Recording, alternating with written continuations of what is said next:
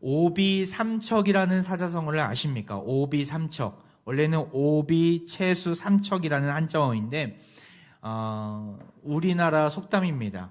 바로 조선 후기 학자였던 홍만종이라는 사람이 있었는데 그가 순오지라는 속담집을 이렇게 기록했는데 그 속담집에 나오는 사자성어입니다. 오비삼척. 뜻이 무엇입니까? 우리가 잘 쓰는 내 코가 석자다. 내 코가 석자다.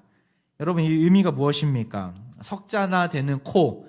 이것을 우리는 피노키오처럼 코가 이렇게 길다라고 생각을 하는데 사실은 이 코는 그 코가 아닙니다. 야, 코 좀 그만 흘려 할 때 코입니다. 코가 무슨 뜻입니까? 콧물을 의미합니다. 내 콧물이 석자처럼 길다라는 것이죠. 직역하자면 석자는 약 한 90cm를 의미하는데 긴 콧물이 흘러내릴 만큼 감기에 호되게 걸렸는데 누가 누구를 돌봐 이런 얘기를 할 때 이 속담을 우리는 인용하기도 합니다. 오늘 본문에 나온 다윗의 모습이 그러했습니다. 다윗의 코가 석자였습니다. 그는 도망자의 신세였고 거지의 우두머리라가 불릴 만큼 그는 그 원통이 있는 자, 또 환난 당하는 자들의 우두머리로 활동하고 있습니다. 그럼에도 그는 하루아침에 도망자의 신세로 전락해버린 그 아비아달이라는 사람이 있었는데 그 아비아달 그 제사장의 처지를 이해하고 그에게 안심을 시켜주는 내용이 오늘 본문에 나오는 것이죠. 어떻게 그럴 수 있을까요?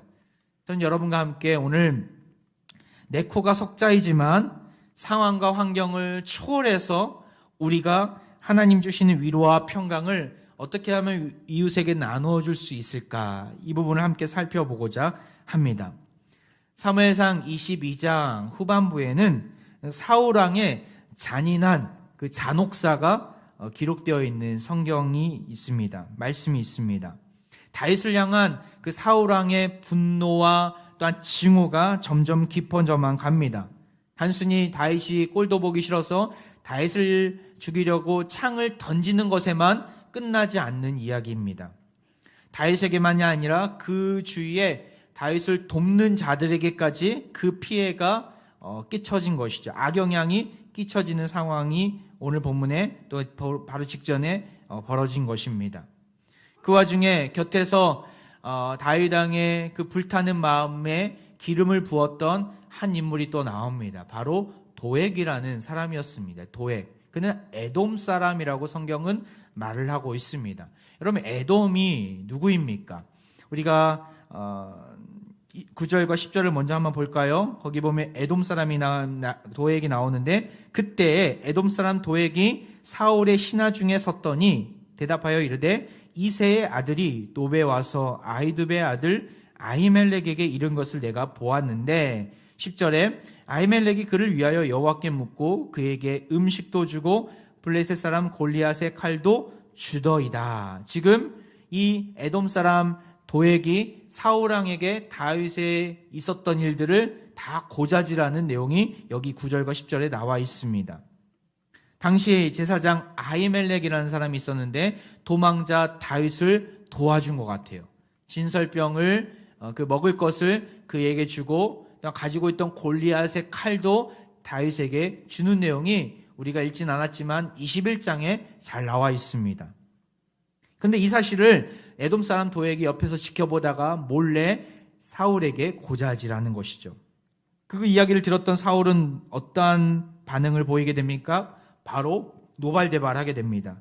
아히멜렉이 골리앗을 이긴 그 이스라엘의 영웅 다윗을 잘 이렇게 대접해주고 대우해주는 것은 당연한 일이었는데 사울은 이것을 수긍하지 못합니다. 받아들이지 못합니다. 그래서 아히멜렉의 그 온 가족들과 제사장들을 다 불러 모으고 그들을 학살하게 됩니다. 그 이스라엘의 가장 어두운 역사가 오늘 본문 직전 22장 후반부에 나와 있습니다. 자그마치 85명, 85명이나 되는 제사장들이 다 죽임, 몰살을 당하게 됩니다. 모든 가축들까지 죽임을 당했다라고 성경은 똑똑히 기록하고 있습니다. 사울의 이러한 분노는 이성을 잃은 증오였고 폭군이 가진 피해 망상에 사로잡힌 대학살로 진행하는 모습이었습니다. 왕이라면 백성들을 지켜주고 백성들을 보호해줘야 되는 것이 당연할진데 하나님이 세우신 제사장들, 하나님이 세우신 그 지도자들을 학살하고 죽이는 그러한 폭군의 모습이 사울에게 드러난 것이죠. 하나님 뜻을 거부하려고 왕권을 끝까지 유지하려고 하다 보니까 안간힘을 쓰면 쓸수록 그 안에 죄악이 묻어나오고 또한 잔혹한 폭군의 모습이 묻어나온 것입니다. 그 옆에서 도액은 좋아했습니다. 그 제사장들을 학살할 때 도액이 앞장서서 또한 그의 칼을 이용했기 때문에 도액은 인정받았을 것입니다. 이런 도액, 앞서 말씀드렸듯이 에돔 사람입니다. 에돔이 누구입니까? 창세기 25장 30절에 보면 에돔은 누구라고 이야기합니까? 그러므로 에서의 별명은 에돔이더라. 에서가 에돔입니다. 에서의 후예라는 것이죠. 에서가 누구입니까? 바로 그 야곱의 쌍둥이 형제 아닙니까? 쌍둥이 형 아닙니까? 하나님 나라의 역사는 이 야곱과 에서의 대결 구도 가운데서 계속 이어졌다라는 거예요. 야곱, 이스라엘, 그 하나님 백성들이 역사 속에서 끊임없이 하나님의 사명을 이루지 못하도록 그 에서의 후예들이 방해하고 괴롭히는 모습이 이어진다는 것이죠. 하지만 하나님은 이것을 가만히 두고 계시지 않았습니다. 가만히 보고만 계시지 않았습니다. 적극적으로 개입하시고 그 가운데서도 하나님 나라가 이루어질 수 있도록 믿음의 사람들을 세워가십니다. 에돔 사람 도액의 고발, 학살, 또한 사울의 폭군 정치는 하나님 나라의 단절을 가져다 주는 것처럼 보이지만 하나님은 포기하지 않으시고 자신의 신실한 사람들을 통해서 계속 그 역사를 이루어 가십니다. 그가 바로 누구입니까? 바로 다윗이고 또 오늘 본문에 나온 아비아달이 그 주인공입니다. 20절과 21절 다시 한번 볼까요? 그 아비아달은 누구입니까? 그 아히멜렉의 아들 중 하나가 피하였으니 그의 이름은 아비아달이라. 그가 도망하여 다윗에게로 가서 21절 사울이 여호와의 제사장들 죽인 일을 다윗에게 알림해. 아히멜렉의 아들 중 하나였던 이 아비아달이 그 학살의 현장 가운데서 도망쳐 나오게 됩니다. 기가 막히게 죽음의 위기로부터 피해 나온 것이죠. 도망 나와서 다윗을 만나서 그 자초지정을 다 이야기합니다. 다윗의 마음은 너무나 아팠을 것입니다. 자신에게 도움을 주었던 이 가문이 사울로 인해서 몰살을 당했다는 소식을 들으면서 얼마나 마음이 미어졌겠습니까? 그래서 함께 울어주면서 자기 탓으로 돌리는 내용이 오늘 본문에 나온 것이죠. 두려워 벌벌 떨며 있던 모든 소망과 모든 희망, 가족들을 다 잃어버리고 방황의 가운데 있던 이 아비아달에게 다윗은 뭐라고 선언하고 있습니까? 23절 같이 한번 읽어보겠습니다. 시작. 두려워하지 말고 내게 있으라. 내 생명을 찾는 자가 네 생명도 찾는 자니 네가 나와 함께 있으면 안전하리라 하니라. 네가 나와 함께 있으면 안전하리라. 다윗은 갈 길 몰라 방황하는 이 아비아달에게 마음의 위안을 주고 평안을 주면서 든든한 보호막과 울타리가 되어줄 것을 약속하고 선언합니다. 안전하리라 이 단어는 메시 메레트라는 히브리어를 쓰는데 파수꾼이 되어주겠다는 거예요. 지켜주겠다는 거예요. 너를. 지금 다윗은 도망자의 신세입니다. 누가 누구를 지켜줄 수 있겠습니까? 그런데 그가 아비아달에게 내가 너를 지켜주겠다라고 선언하고 있습니다. 책임져 주겠다라는 것이죠. 어떻게 그럴 수가 있겠습니까? 세상 논리로 치면 지금 자기 코가 석자인 이 다윗의 모습을 우리는 보고 있지 않습니까? 그런데 그가 뭐라고 이야기하는 거예요? 내 코가 석자니까 너는 알아서 살아. 내가 너를 책임져 줄 수는 없어. 안타깝지만 미안해. 이렇게 말하지 않아요. 어떻게 해요? 끝까지 너의 파수꾼이 되어주겠다. 너가 나와 함께만 있으면 너는 안전할 거야 라고 아비아달에게 담대함으로 나아가고 있습니다. 비록 한 치 앞도 내다볼 수 없는 상황이지만 그는 남을 품을 수 있는 넉넉한 마음과 또한 평안한 마음으로 그를 품고 있는 것이죠. 어떻게 이럴 수 있을까요? 그가 돈이 많아서 그런 것입니까? 의리의리한 집을 가지고 있기 때문에 그런 것입니까? 강인한 체력을 가져서 그렇게 말할 수 있는 것입니까? 모두가 아닙니다. 지금 다윗은 초라한 도망자의 신세입니다. 이곳저곳을 떠돌아다니면서 때로는 이웃나라의 왕에게 가서, 가드 왕에게 가서 그 미친 척하면서 도망쳐 나온 자 아니었습니까? 아둘랑굴이라는 어두컴컴한 그 동굴 안에서 자기 집 삼아 살아가고 있는 자 아닙니까? 근데 어떻게 그가 이렇게 넉넉한 마음을 가지고 도망자의 신세 가운데 방황하고 있는 자를 품어줄 수 있단 말입니까? 그의 마음을 읽으려면 그가 쓴 시를 보면 알 수 있습니다. 시편 4편에 보면 그가 이렇게 고백하고 있어요. 시편 4장 8절 말씀 같이 읽겠습니다. 시작.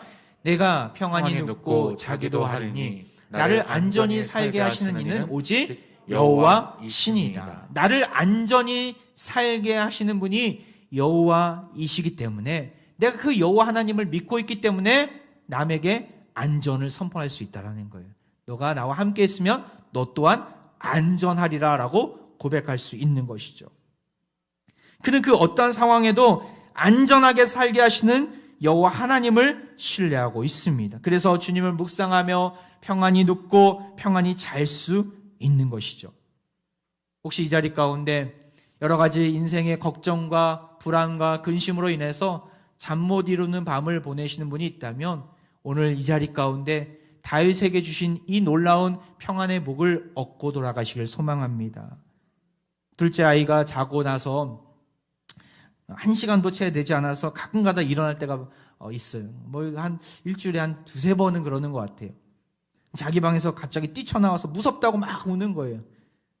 일종의 한 야경증과 같은 또 잠꼬대와 같은 그런 것들인데 너무 불안해하는 것이죠.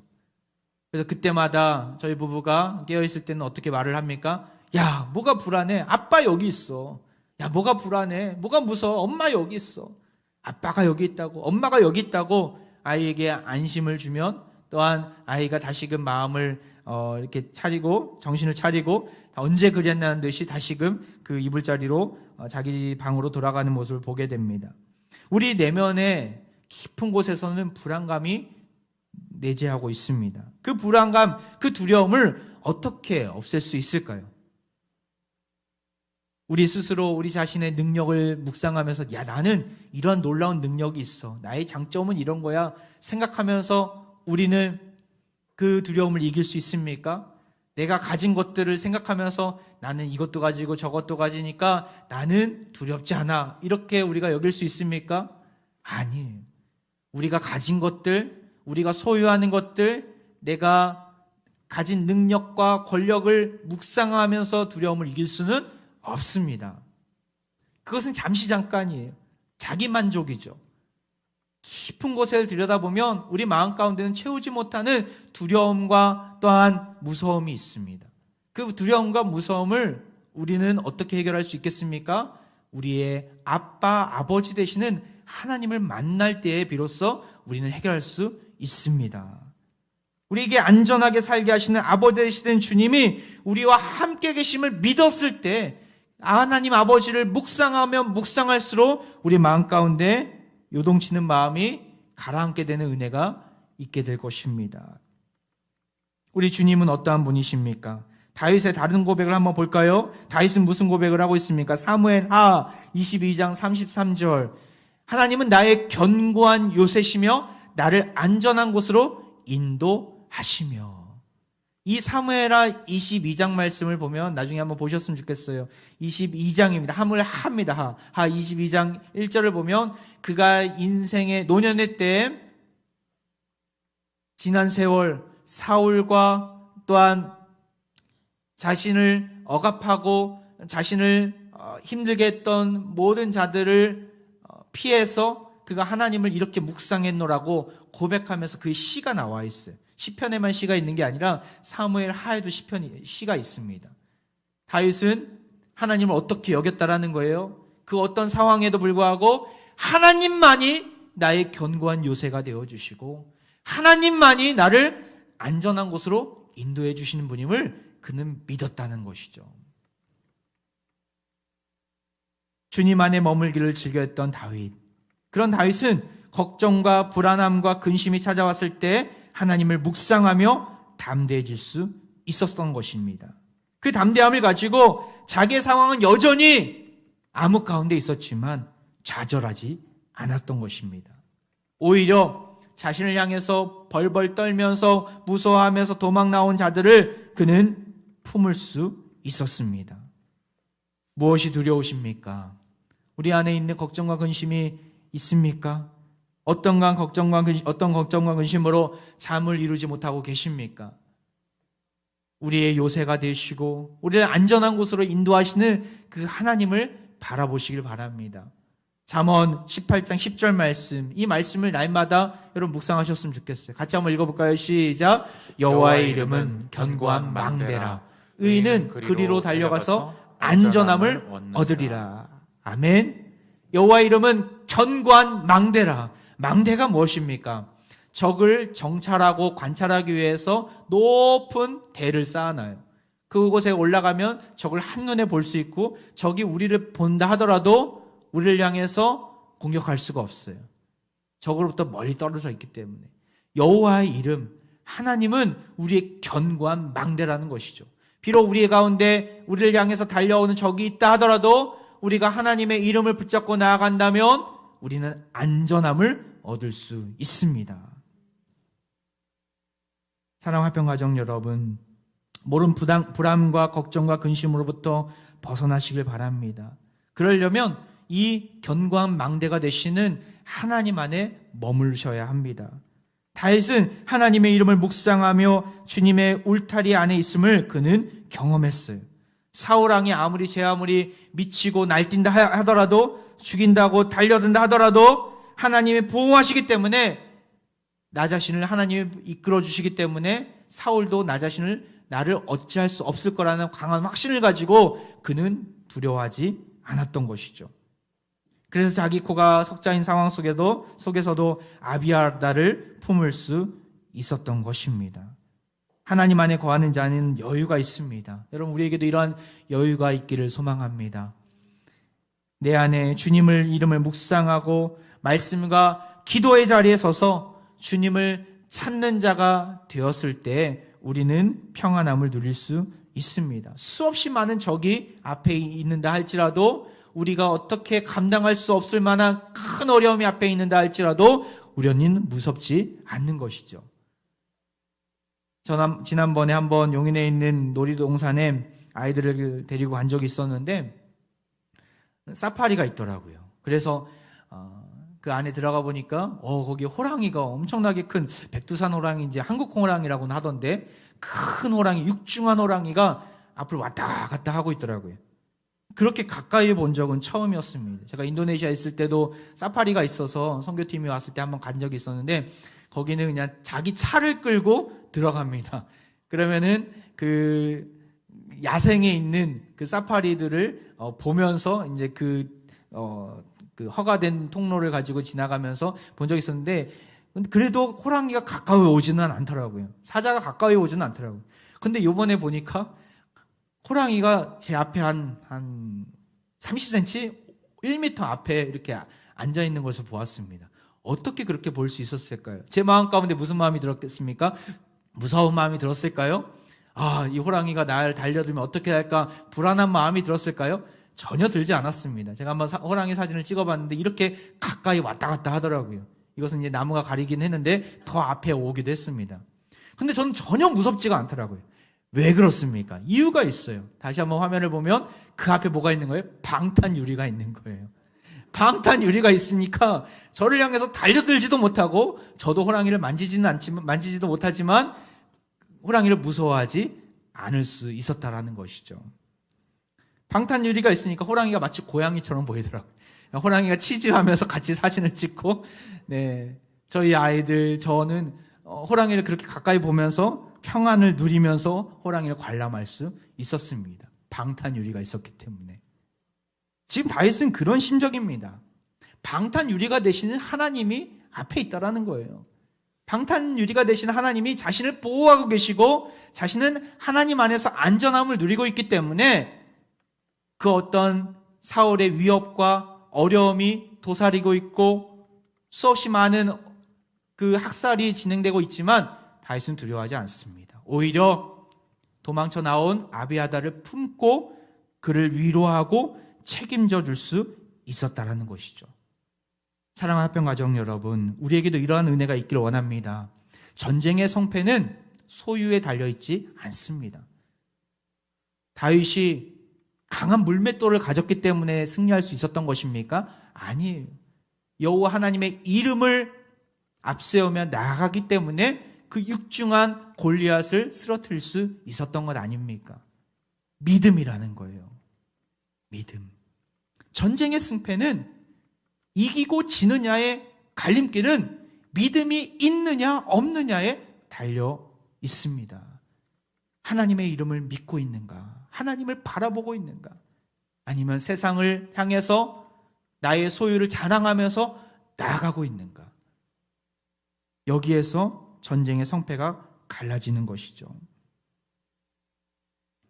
하나님은 우리와 함께 하십니다. 믿으십니까? 우리는 수도 없이 이 사실을 알고 성경에서 읽으면서도 너무나 많이 잊어버려요. 이렇게 불안에 떨고 있는 우리를 향해서 하나님은 확실한 방법을 보여주셨습니다. 이 땅에 누구를 보내셨습니까? 마태복음 1장 23절, 우리가 잘 아는 말씀인데 같이 읽겠습니다. 시작. 보라, 처녀가 잉태하여 아들을 낳을 것이요 그의 이름은 임마누엘이라 하리라 하였었으니 이를 번역한즉 하나님이 우리와 함께 계시다 함이라. 이 땅 가운데 예수님을 보내어 주셨어요. 그리고 예수님을 향해서 이름을 부여해 주세요. 이름이 무엇입니까? 임마누엘. 우리는 기도할 때 임마누엘 대신 예수님, 임마누엘 참 많이 이야기하지만 그 임마누엘 안에 있는 이름의 뜻을 잊어버릴 때가 너무나 많아요. 그 임마누엘의 뜻이 무엇입니까? 이를 번역한즉 하나님이 우리와 함께 계시다. 예수님을 보내시면서까지 우리가 잊어버릴까봐 그의 이름에 그 의미를 넣어주신 것 아닙니까? 내가 함께하고 있는데 왜 그렇게 잊어버리고 살고 있냐? 너 혼자 왜 그렇게 걱정과 근심에 파묻혀서 아등바등 살고 있느냐? 이제는 내 아들 예수 그리스도를 보낼 테니까 너희와 함께 내가 있다는 사실을 잊어버리지 마. 알겠지? 여러분, 이게 하나님의 심정을 느끼실 수 있어야 합니다. 임마누엘 되신 주님을 바라보며 불안하고 한치 앞도 내다볼 수 없는 이 코로나의 전국 속에서 우리는 주님이 나와 함께 계심을 기억하고 평강을 누릴 수 있어야 합니다. 나아가서 주 안에서 평강을 누리는 자로서 어떻게 나아가야 합니까? 평강을 알지 못하고 허우적대는 인생들이 참 많은 세상이, 그들에게 도망다니며 방황하고 있는 그들에게 그리스도의 빛을 비춰줄 수 있기를 원합니다. 우리 교회가 그런 교회가 되었으면 좋겠어요. 방황하는 자들, 정말 주님을 알지 못하고 세상 것을 취하다가 그것을 놓쳐버리고 너무나 실족한 자들이 주님께로 나와 하나님의 은혜와 사랑을 경험하기를 원합니다. 우리가 연약한 자들을 품을 수 있는 교회가 되어야 합니다. 코로나 시대가 이제 끝을 바라보고 있는데 마지막 고비인 것 같아요. 이 고비가 지나가면 이전과 같은 삶이 있게 되겠지만 사실은 더 혹독한 시련이 있을 수도 있어요. 빈부의 격차는 더욱더 늘어나고 갈 길 몰라 방황하는 자들, 모든 관계가 끊겨버렸기 때문에 홀로 외로이 살아가는 자들이 너무나 많은 세상을 우리는 맞이하게 될 것입니다. 교회가 소망임을 우리는 알고 있지 않습니까? 교회가 그들을 품을 수 있어야 합니다. 방황하는 자들을 품고 위해서 기도하고 섬기면서 나아갈 수 있어야 합니다. 지난번에 한번 말씀드렸었는데 비전랜드 2층에 예전 사무실 공간이 있습니다. 영화부실 옆에 있는 공간인데 약 한 14평 정도 되는 공간입니다. 그곳에 우리 어린이 도서관을 만들어서 우리 합평의 다음 세대를 위한 그 공간을 이렇게 세우려고 한다고 말씀드렸는데 생각해 보니까 이 공간이 그냥 우리 아이들뿐만 아니라 이 지역 사회에서도 좀 영향력을 발휘하는 공간으로 쓰였으면 좋겠다라는 기도가 생기더라고요. 기도 제목이 생기더라고요. 그러는 중에 각 지방자치단체마다 있는 프로그램을 알게 되었습니다. 바로 작은 도서관 세우기 프로그램인데, 작은 도서관이라 함은 우리가 잘 알고 있는 이 인근에 뭐 화정도서관이나 큰 도서관들이 있지만 아파트 단지 내나 또 작은 공간 10평 이상이면 되더라고요. 작은 공간 안에 그 도서관을 만든다고 하면 그 나라에서 지원도 해주고 또한 그 지역사회 홍보도 할 수 있는 기회도 주고 여러 가지 그 안에서 일어나는 프로그램도 진행할 수 있도록 그런 기회를 주더라고요. 그래서 정말 이 주중에는 텅텅 비어있는 이 공간이 작은 도서관으로서 역할을 감당한다면 이 지역사회에 정말 주님을 알지 못하고 방황하는 우리 어린 자녀들이, 다음 세대들이 이곳에 와서 언제든지 쉼을 누리고 또 안식을 누리고 또 거기에 꽂혀져 있는 다양한 신앙의 도서, 뭐 일반 도서도 있겠지만 다양한 신앙의 도서를 통해서 주님을 알고, 또한 우리가 프로그램을 잘 개발하여서 하나님을 안 믿는 자들도 그 프로그램에 동참했을 때 기독교적인 세계관을 공부하고 하나님의 나라의 꿈을 꾸을 수 있는 그런 시간들을 꼭 가졌으면 좋겠다라는 바람이 생기더라고요. 그래서 이번에 그 도서관 준비한다고 하니까 좀 많은 분들이 이렇게 관심을 가지시고 또 동참하시겠다는 분도 계셔갖고 그런 분들과 이런 부분들 나눴는데 다들 너무나 좋아라 하시는 거예요. 그래서 저는 바람이 있다면 하여튼 4월 뭐 늦어도 5월 안에는 이 도서관이 잘 꾸며져서 이 지역사회 가운데 정말 선한 영향력을 드러내고 하나님을 알지 못하는 우리 다음 세대들이 언제든지 와서 복음을 듣고 또한 그리스도의 사랑을 경험하고 참된 쉼과 안식을 누릴 수 있는 그러한 공간을 꼭 만들어야 되겠다는 생각을 하게 되었습니다. 앞으로 이것들이 꾸며지게 되고 준비가 될 텐데 도움의 손길이 필요합니다. 특별히 이 작은 도서관을 하려면 일주일에 하루 6시간 이상은 오픈을 해야 되더라고요, 주중에. 그러면 한 분당 2시간이나 3시간 이렇게 섬길 만한 분들이 있어야 됩니다. 제가 나중에 다시 말씀드릴 때 적극적으로 좀 동참하셔서 우리가 조도 편성하고 정말 이 작은 도서관이 아름다운 정말 그리스도의 사랑방, 복음의 사랑방이 될 수 있도록 여러분들이 관심과 또한 기도 부탁드리겠습니다. 조금씩 사역이 확장되어지기를 소망합니다. 코로나 이후의 시대는 정말 모든 관계망이 끊기고 더욱더 공허하고 메마른 시대가 될 것입니다. 하지만 교회가 그리스도의 사랑을 가지고 또한 복음의 빛을 가지고 이 땅 가운데 나아간다면 소망이 될 줄 믿습니다. 예수님만이 우리의 마음을 채워줄 수 있는 만족함이 되심을 여러분 우리는 알고 있지 않습니까? 이사야 11장 9절에 이런 말씀이 있어요. 내 거룩한 산 모든 곳에서 해됨도 없고 상함도 없을 것이니 이는 물이 바다를 덮음 같이 여호와를 아는 지식이 세상에 충만할 것임이니라. 예수님에 대한 그 예언의 말씀이 이사야 11장에 잘 나와 있어요. 이새의 줄기에 한 싹이 날 것임을 이사야 선지자는 수천 년 전에 그것을 꿈꾸면서 예수님의 탄생을 예언했던 선지자 아닙니까? 예수님이 이 땅 가운데 오셔서 무엇을 행하신다 말씀합니까? 해됨도 없고 상함도 없는 하나님 나라를 건설할 것임을, 그래서 여호와를 아는 지식이 이 땅 가운데 충만하게 될 것임을 선언했던 그 이사야 선지자. 예수님이 이 땅 가운데 오셔서 죄와 사망이 가득한 세상 속에서 해됨도 없고 상함도 없도록 우리를 건져주셨고 우리를 늘 안전하게 지켜 보호해 주십니다. 예수님으로 인해 이 여호와를 아는 지식이 세상에 평만하도록 충만하도록 교회를 통해 일하고 계십니다.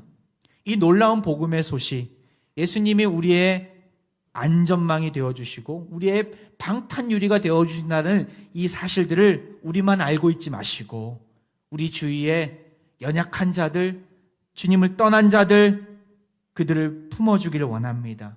다윗이 아비아다를 품어주었던 것처럼 내 코가 석자야, 나는 힘이 없어라고 말하는 것이 아니라 나는 연약하지만 주님이 우리와 함께 계시고 우리의 안전망이 되어주신다는 사실들을 기억한다면 우리는 누군가의 방탄유리가 되어줄 수 있습니다.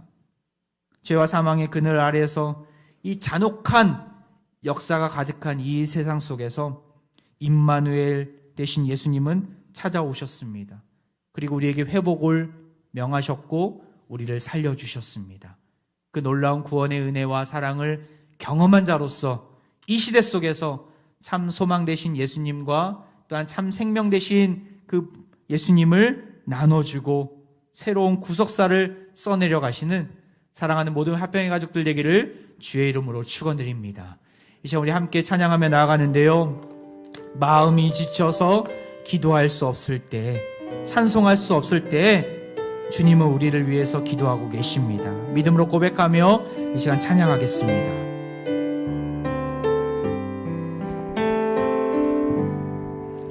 마음이 지쳐서 기도할 수 없고 눈물이 빗물처럼 흘러내릴 때 주님은 우리 연약함을 아시고 사랑으로 인도하시네. 다시 한번 찬양합니다. 당신이 지쳐서 찬송할 수 없고, 당신이 지쳐서 찬송할 수 없고 눈물이 빗물처럼 흘러내릴 때 주님은 우리 상한 마음을 아시고 사랑으로 인도하시네. 누군가 널 위하여, 누군가 널 위하여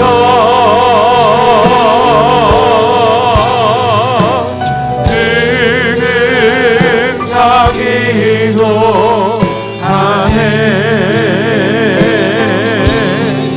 내가 홀로 외로워서 마음이 무너질 때 누군가 널 위해 기도, 누군가 널 위하여 기도합니다.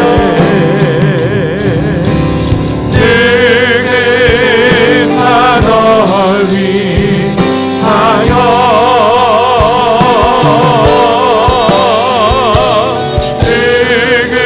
누군가 기도하네. 내가 홀로 외로워서 마음이 무너질 때 누군가 널 위해 기도하네. 사랑이 한이 없으신 하나님 아버지, 우리와 함께 하시기 위하여 임마누엘 되신 예수님을 이 땅에 보내주심에 감사드립니다. 잔혹한 세상에서 살아가며 불안에 떨고 있는 우리에게 나와 함께 있으면 안전하리라 선포하여 주심에 감사드립니다. 주신 말씀 기억하며 고난의 길 위에서 구원의 감격 가운데 주님과 동행하는 삶을 살게 하옵소서. 하나님 나라의 소망을 품고 이 험악한 세상에서 담대히 믿음의 길을 걸어가게 하옵소서.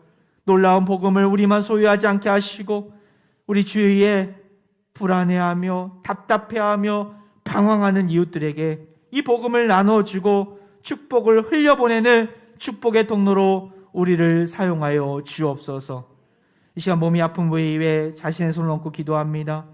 이 시간 주의 이름으로 능력의 손을 얹고 기도합니다. 나는 죽이기도 하며 살리기도 하며 상하기도 하며 낫게도 하나니 내 손에서 능히 빼앗을 자가 없도다. 주께서 말씀하셨사오니 이 시간 주의 이름으로 기도하오니 낫게 하여 주옵소서. 하나님의 능력의 손에서 빼앗기지 않도록 인도하여 주옵소서. 우리를 회복시켜 주시고 하나님의 능력을 손을 의지하며 나아가오니 고쳐 주옵소서. 우리에게 날마다 넉넉히 채워주시는 예수 그리스도의 이름으로 기도하옵나이다. 아멘.